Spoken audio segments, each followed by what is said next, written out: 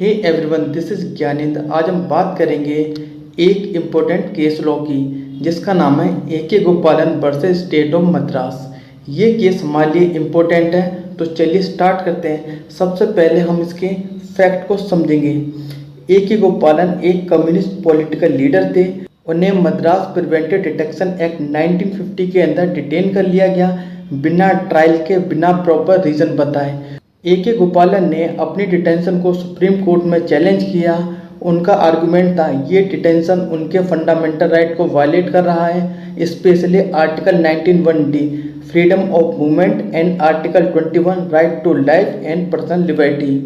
उनका कहना था कि प्रिवेंटिव डिटेंशन एक्ट अनरीजनेबल है और प्रोसीजर स्टेबलाइज्ड बाय लॉ का मतलब सिर्फ कोई आर्बिट्रेरी प्रोसीजर नहीं बल्कि फेयर और जस्ट प्रोसीजर होना चाहिए, जैसे अमेरिका में ड्यू प्रोसेस ऑफ लॉ है।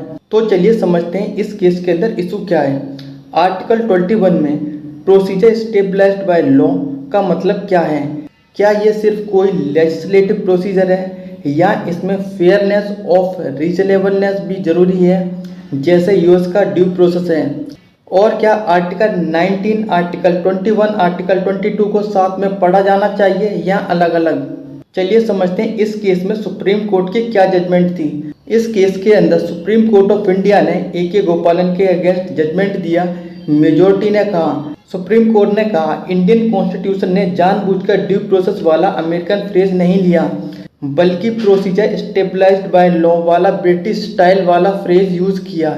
इसका मतलब अगर कोई वैलिड लेजिस्लेटिव प्रोसेस फॉलो हो रहा है, चाहे वो हाथ से क्यों ना हो, वो आर्टिकल 21 को वायलेट नहीं करता।